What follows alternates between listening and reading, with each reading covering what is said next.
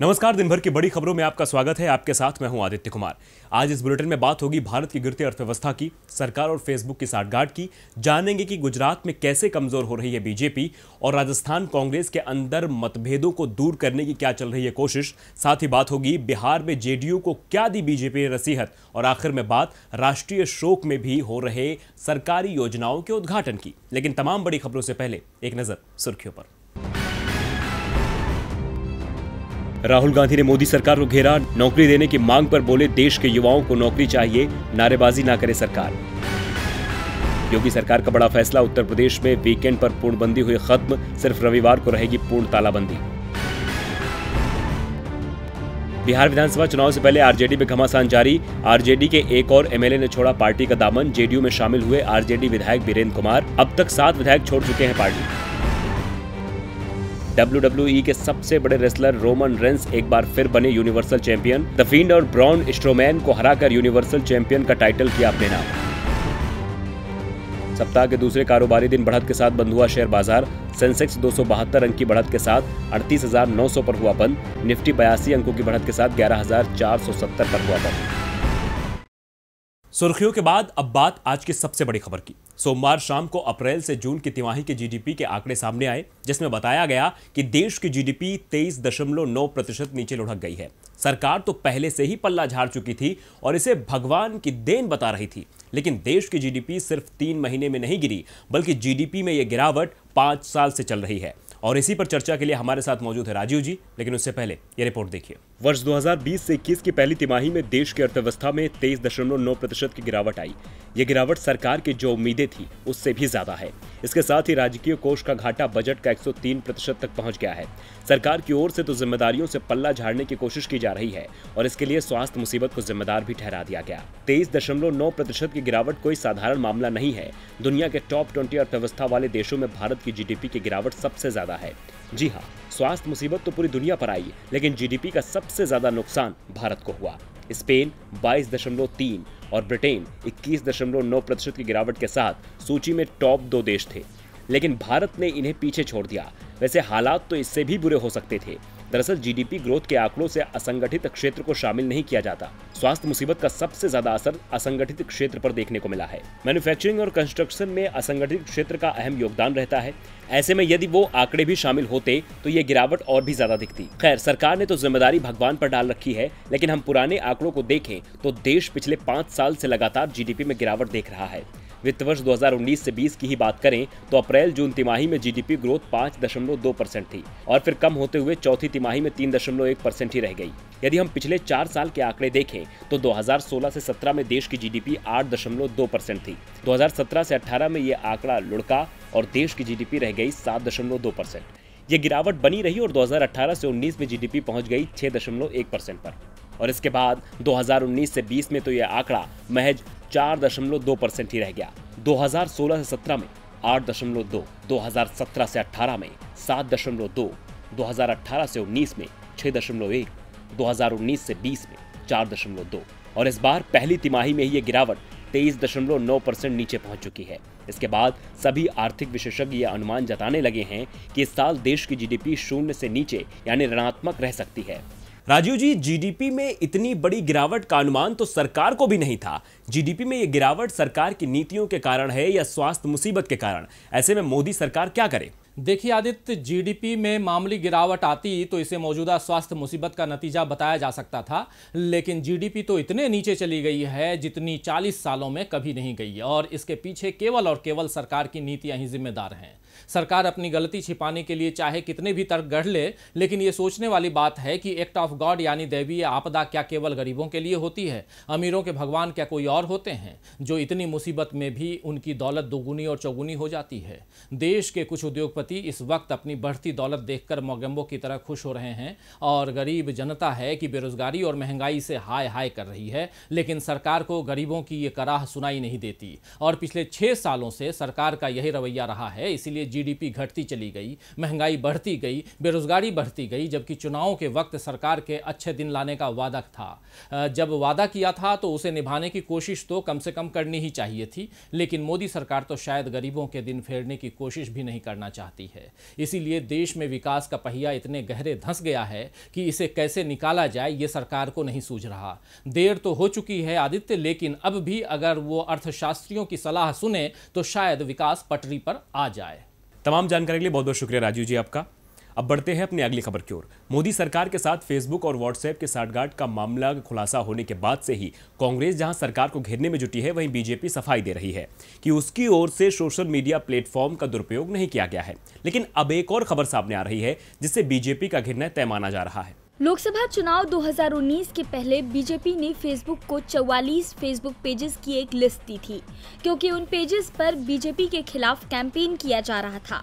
BJP की शिकायत थी तो फेसबुक ने तत्काल एक्शन लिया और इनमें से ज्यादातर पेज बंद कर दिए गए। बीजेपी की ओर से ये दावा किया गया है कि ये पेज अपेक्षित मानकों का पालन नहीं कर रहे थे और इन पेजों से तथ्यहीन पोस्ट हो रही थी। जिन पेजों को बंद करने की मांग की गई थी उनमें से we hate BJP page, Congress का समर्थन करने वाले अनाधिकारिक पेज और द ट्रुथ ऑफ गुजरात जैसे पेज शामिल थे। शिकायत मिलने के बाद फेसबुक ने इन पेजेस को बंद कर दिया। ऐसा एक बार नहीं हुआ, बल्कि बीते साल नवंबर में बीजेपी ने फेसबुक इंडिया से फेसबुक के हटाए गए 17 पेजों को फिर से शुरू करने और 2 न्यूज वेबसाइट को मोनेटाइज करने के लिए भी कहा था और फेसबुक ने बीजेपी की ये बात मान भी ली। वैसे फेसबुक की ओर से बीजेपी का पक्ष लिया जा रहा है, ये बात हमेशा पर्दे में ही रहती है, लेकिन अमेरिका के द वॉल स्ट्रीट जर्नल में फेसबुक अधिकारी का बयान छपने के बाद भारत में राजनीतिक हलचल तेज हो गई है, जिसमें कहा गया था कि फेसबुक इंडिया मोदी सरकार के प्रति नरम रुख अपना रही है। अब सोशल मीडिया और सरकार की जुगलबंदी में व्हाट्सएप का नाम भी शामिल हो गया है। टाइम मैगजीन ने खुलासा किया था कि व्हाट्सएप भारत में पेमेंट सर्विस शुरू करना चाहता है, जिसके लिए उसे भारत सरकार की मंजूरी लेनी पड़ेगी। इस रिपोर्ट को ट्वीट करते हुए राहुल गांधी ने सरकार को आड़े हाथों लेते हुए ये कहा कि 40 करोड़ भारतीय यूजर वाले व्हाट्सएप पर भाजपा का कंट्रोल है। और आज राहुल गांधी ने ये भी कहा कि फेसबुक और व्हाट्सएप देश के लोकतांत्रिक और सामाजिक सद्भाव को समाप्त करना चाहते हैं। ऐसे में इस मामले की जांच होनी चाहिए। राहुल गांधी ने कहा है कि फेसबुक ने जानबूझकर चुनाव प्रचार में बीजेपी का साथ दिया था, जो लोकतंत्र के लिए शुभ संकेत नहीं है। राहुल गांधी ने ट्वीट कर कहा कि अंतर्राष्ट्रीय मीडिया ने भारत के लोकतंत्र और सामाजिक सद्भाव पर फेसबुक और व्हाट्सएप कारगुजारियों को पूरी तरह से उजागर कर दिया है। हमारे देश के मामले में किसी को भी, चाहे वो विदेशी कंपनी ही क्यों न हो, हस्तक्षेप करने की अनुमति नहीं दी जा सकती। उनकी तुरंत जांच होनी चाहिए और दोषी पाए जाने पर सजा भी मिलनी चाहिए। एक तरफ सोशल मीडिया प्लेटफॉर्म को लेकर सरकार घिरी हुई है, जो खुलासे हो रहे हैं वो हैरान करने वाले हैं। वैसे हैरान बीजेपी गुजरात में भी दिख रही है। गुजरात को पीएम मोदी और देश के गृह मंत्री का क्षेत्र माना जाता है, जहां बीजेपी को बहुत मजबूत माना जा रहा है। लेकिन अभी जो चुनाव हुए हैं उसका परिणाम तो बता रहा है कि राज्य में बीजेपी नहीं, कांग्रेस तेजी से मजबूत हो रही है। तो कैसे पलट रही है गुजरात की बाजी, देखिए इस रिपोर्ट में। गुजरात में बीजेपी को मिली बड़ी हार। 11 सीटों पर हुए चुनाव में कांग्रेस के हिस्से में आई 8 सीटें। जी हां, यह खबर उस गुजरात से है जहां अभी करीब 1 साल पहले लोकसभा चुनाव में बीजेपी ने सभी 26 सीटों पर जीत दर्ज की थी। लेकिन अब बीजेपी का जादू जनता से उतरता दिख रहा है। देश विदेश में प्रसिद्ध अमूल के निदेशक मंडल के चुनाव में कांग्रेस ने बाजी मार ली है। खेड़ा जिला सहकारी दूध उत्पादन संघ का सोमवार को चुनाव हुआ, जिसमें कांग्रेस विधायक कांति भाई परमार को जीत मिली है। वहीं Gujarat cooperative milk marketing federation के 11 निदेशकों के चुनाव हुए, जिसमें से 8 कांग्रेस समर्थित सहकारी नेता चुनाव जीत गए। कांग्रेस की जीत यहाँ इसलिए चर्चा का विषय है क्योंकि गुजरात प्रधानमंत्री और गृह मंत्री दोनों का ही गृह राज्य है। ऐसे में हार सीधे सीधे प्रधानमंत्री मोदी की लोकप्रियता से जोड़कर देखी जा रही है। गुजरात की राजनीति में खास दखल रखने वाले अमूल को संचालित करने वाली Gujarat cooperative milk marketing federation का हमेशा से वर्चस्व रहा है। 38,550 करोड़ के टर्नओवर वाले इस सहकारी महासंघ पर स्वामित्व के लिए गुजरात में कांग्रेस और बीजेपी के बीच हमेशा जोर आजमाइश चलती रहती है। इससे पहले 2018 में भी बीजेपी को हार का सामना करना पड़ा था। उस समय कांग्रेस विधायक राम सिंह परमार इसके चेयरमैन चुने गए थे, लेकिन अब एक बार फिर इस पर कांग्रेस का कब्जा हो गया है। सत्ता की बाजी पलटते वक्त नहीं लगता और कब कौन नाराज हो जाए कहा नहीं जा सकता। कुछ ऐसा ही हाल पिछले दिनों राजस्थान में देखने को मिला था। सचिन पायलट रूठ कर अपने विधायकों को लेकर गुरुग्राम चले गए थे। समय रहते कांग्रेस ने पायलट को मना लिया। अब उनकी मांगों को पूरा करने की कोशिश हो रही है ताकि पार्टी का मनमुटाव समाप्त किया जा सके। तो कैसे पायलट की मांगों को पूरा कर रही है कांग्रेस, देखिए हमारी इस रिपोर्ट में। कांग्रेस सांसद राहुल गांधी और महासचिव प्रियंका गांधी की एंट्री के बाद राजस्थान कांग्रेस में घमासान थम तो गया, लेकिन जब तक सचिन पायलट का मुद्दा नहीं सुलझता तब तक कांग्रेस पर खतरा बरकरार रहेगा। इसीलिए कांग्रेस का पूरा फोकस नाराज नेताओं को मनाने पर है। यही वजह है कि कांग्रेस के वरिष्ठ नेता अजय माकन लगातार नेताओं से बातचीत कर रहे हैं। आज भी वो कांग्रेस में गुटबाजी को खत्म करने जयपुर पहुंचे। इस दौरान नए प्रदेश प्रभारी अजय माकन ने करीब 46 कांग्रेसी नेताओं से एक एक कर बात की। माकन ने कहा कि अब राजस्थान कांग्रेस में गुटबाजी वाली बात नहीं है और पार्टी इससे आगे निकल चुकी है। हालांकि माकन के दौरे के पहले ही दिन गुटबाजी साफ नजर आई। मंत्रियों से पहले माकन से मिलने पहुंचे पायलट समर्थक विधायक हेमाराम और दीपेंद्र सिंह शेखावत ने उनसे अकेले में मिलने की शर्त रख दी। माकन के साथ मौजूद सह प्रभारी विवेक बंसल और प्रदेशाध्यक्ष गोविंद सिंह डोटासरा को वहां से उठकर जाना पड़ा। प्रदेशाध्यक्ष गोविंद सिंह डोटासरा ने बताया कि माकन से मिलकर सभी लोगों ने अपने सुझाव दिए। इनमें बीडी कल्ला, रघु शर्मा, रामेश्वर डूडी, राम नारायण, मीना प्रसादीलाल, ममता भूपेश, अर्जुन बामनिया, महेंद्र चौधरी, मोहन प्रकाश, धीरज गुर्जर, अशोक चांदना, गणेश घोगरा, नरेंद्र बुडानिया, अशकली टाक, परसराम मोरदिया, बाबूलाल नागर के नाम शामिल हैं। फीडबैक बैठक के बाद माकन ने प्रेस कॉन्फ्रेंस कर सरकार के कामकाज की तारीफ की। उन्होंने कहा कि सरकार के मंत्रियों को जो काम 5 साल में करने थे उनमें से 70% काम 2 साल में ही कर लिए गए हैं।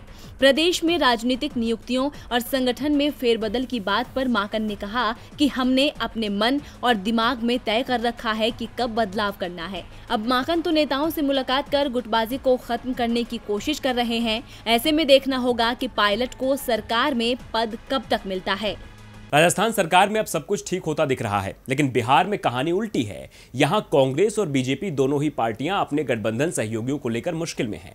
बिहार में सीटों को लेकर गठबंधन में शामिल दलों के बीच मची हलचल अब एक नया रूप लेने वाली है, क्योंकि एनडीए में शामिल जेडीयू और लोजपा के बीच मचे घमासान के बीच सुशील मोदी आ गए हैं, जिन्होंने लोजपा का पक्ष लेते हुए जेडीयू को इतिहास याद दिलाया है। क्या कहा है बिहार के डिप्टी सीएम सुशील मोदी ने, इस रिपोर्ट के जरिए देखिए। बिहार में चुनाव के करीब आते ही सियासी समीकरणों को लेकर चर्चाएं तेज हो चली हैं। कोई पार्टी के अंदर वोटों का हिसाब लगा रहा है तो कोई बाहर मुखर होकर बिहार का मूड बता रहा है।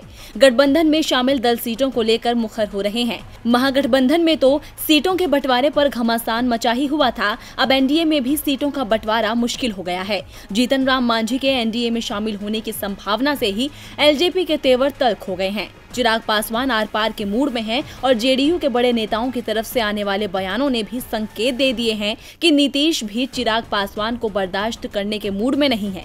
लेकिन अब चिराग को बीजेपी का भी साथ मिल गया है। बीजेपी की ओर से साफ संकेत दिए गए हैं कि उनके लिए चिराग नीतीश से ज्यादा जरूरी है। राज्य के डिप्टी सीएम और बीजेपी नेता सुशील मोदी ने कहा कि बिहार में गठबंधन मजबूरी नहीं बल्कि जरूरत है और गठबंधन को एलजेपी की भी जरूरत है। उन्होंने जेडीयू पर तंज कसते हुए कहा कि बिहार में कोई भी पार्टी अकेले चुनाव जीतने का दावा नहीं कर सकती। 2014 में नीतीश कुमार एनडीए से अलग होकर लोकसभा चुनाव लड़कर देख चुके हैं। 2014 के लोकसभा चुनावों में जेडीयू को बिहार की 40 में से सिर्फ 2 सीटों पर ही जीत मिली थी। 2014 में एलजेपी बीजेपी के साथ थी। सुशील मोदी ने कहा कि एलजेपी एनडीए के साथ थी और साथ ही रहेगी। बिहार में सीटों के बवाल को लेकर बीजेपी ने साफ कर दिया है कि जेडीयू के साथ ही बीजेपी को एलजेपी की भी जरूरत है। अब देखना है कि जेडीयू और एलजेपी में आई दरार को बीजेपी कैसे खत्म कर देती है। तो बिहार में एलजेपी और जेडीयू के बीच जारी घमासान में बीजेपी भी कूद पड़ी है। वो जेडीयू को नसीहत दे रही है, साथ मिलकर चलो।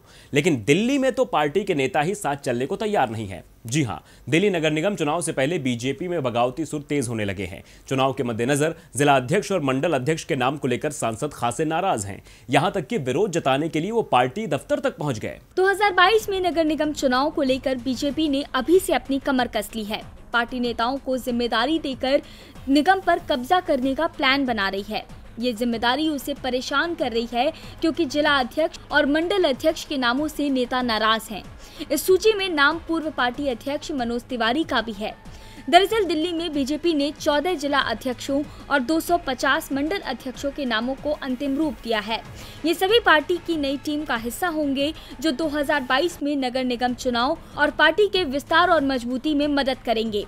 सूत्रों से पता चला है कि अधिकतर सांसद अपनी पसंद के जिला अध्यक्षों को नियुक्त कराने में कामयाब रहे, मगर मनोज तिवारी और रमेश पिधुड़ी अपने अपने संसदीय क्षेत्रों में जिला अध्यक्षों की नियुक्ति से बहुत अधिक खुश नहीं हैं। राजधानी में 7 संसदीय क्षेत्रों में से हर एक में 2 जिला अध्यक्ष हैं और ये पार्टी को आगे बढ़ाने के प्रयासों में मुख्य भूमिका निभाते हैं। इन्हीं जिला अध्यक्षों के नाम को लेकर घमासान मचा हुआ है। नाराज नेता तो विरोध जताने के लिए बीजेपी के दफ्तर तक पहुंच गए।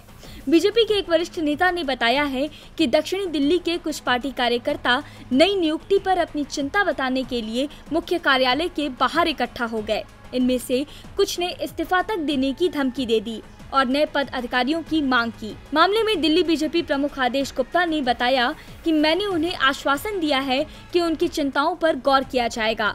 इतने बड़े पैमाने पर नई नियुक्तियों पर यहाँ या वहाँ कुछ चिंताएं हो सकती हैं। दिल्ली में बीजेपी सांसद डॉक्टर हर्षवर्धन, मीनाक्षी लेखी, हंसराज हंस, गौतम गंभीर, प्रवेश साहब सिंह के विकल्पों को भी शामिल किया गया है, या फिर उन्हें जिला अध्यक्ष ऐसे मिले हैं जिनसे उन्हें कोई परेशानी नहीं है।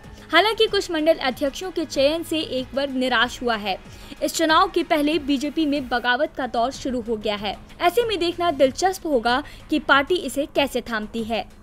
और बुलेटिन के आखिर में बात मध्य प्रदेश में शोक के बीच सियासत की। दरअसल बीजेपी अपने आप को संस्कारों की पार्टी बताती है, विचारधाराओं की बात करती है, लेकिन नए चेहरों के आने से शायद विचारधारा भी बदल रही है। क्योंकि एक तरफ जहां पर पूर्व राष्ट्रपति प्रणब मुखर्जी के जाने के बाद देश में 7 दिन का राष्ट्रीय शोक घोषित किया गया है, वहीं ग्वालियर में शिवराज सरकार के मंत्री शिलान्यास और उद्घाटन के कार्यक्रमों में व्यस्त हैं। एक रिपोर्ट देखिए। नेताओं पर सत्ता का नशा ऐसा चढ़ता है, न आगे कुछ दिखता है न पीछे, बस दिखता है तो सत्ता का सिंहासन और चुनाव।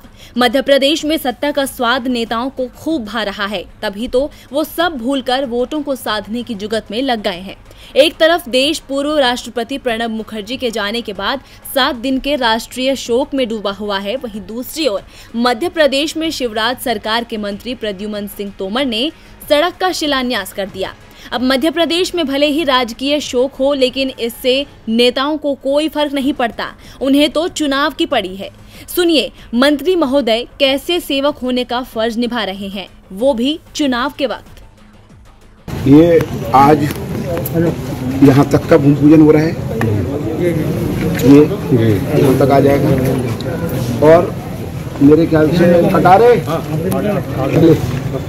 10 को 10 से पहले हम 9-10 को कुछ बढ़िया प्रोग्राम करके यहाँ पे आप लोगों का जब तक काम निपटेगा भी नहीं वो भूमि पूजन होगा। काम होगा, काम घोषणा नहीं होगी, काम होगा, जो सेवक ने कहा है वो होगा। दरअसल प्रद्युमन सिंह तोमर को आगामी उपचुनाव की चिंता इस तरह सता रही है, जनता को लुभाने के चक्कर में वो बाकी सब भूल चुके हैं। ग्वालियर के बहोड़ापुर इलाके के हरिहर नगर में पार्क के जीर्णोद्धार और शील नगर में सड़क का उन्होंने शिलान्यास किया। ऐसा भी नहीं है कि शिवराज के मंत्री को ये पता नहीं था कि देश में राष्ट्रीय शोक है। केंद्रीय मंत्री नरेंद्र सिंह तोमर भी आजकल ग्वालियर चंबल इलाके के दौरे पर हैं। उन्होंने प्रणब दा के जाने पर दुख व्यक्त किया है। वहीं उनकी ही पार्टी की राज्य सरकार में मंत्री प्रद्युमन सिंह तोमर ऐसे मौके पर भी खुलकर उद्घाटन व शिलान्यास कर रहे हैं।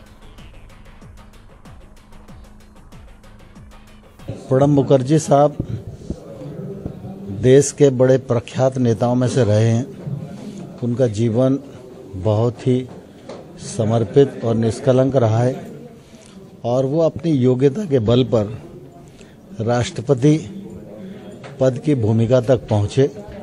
राष्ट्रपति के रूप में भी उनकी देश के लिए सेवाएं उल्लेखनीय रही हैं और आज मुझे अभी मालूम पड़ा कि वो उनका निधन हो गया है। निश्चित रूप से हम सबके लिए यह दुख का विषय है और मैं इस अवसर पर ईश्वर से प्रार्थना करता हूं कि दिवंगत आत्मा को अपने चरणों में स्थान प्रदान करे और उनके चरणों में विनम्र श्रद्धांजलि प्रस्तुत कर। खैर नेता अपनी तिगड़मबाजी में लगे हुए हैं कि कैसे जनता को लुभाए, कैसे उन्हें लॉलीपॉप थमाए। फिलहाल प्रद्युमन तोमर के सामने न सरकार है और न संवेदना, उन्हें तो बस चुनाव जीतना है। दिन भर की बड़ी खबरों में फिलहाल आज के लिए इतना ही। देखते रहिए DB लाइव। नमस्कार।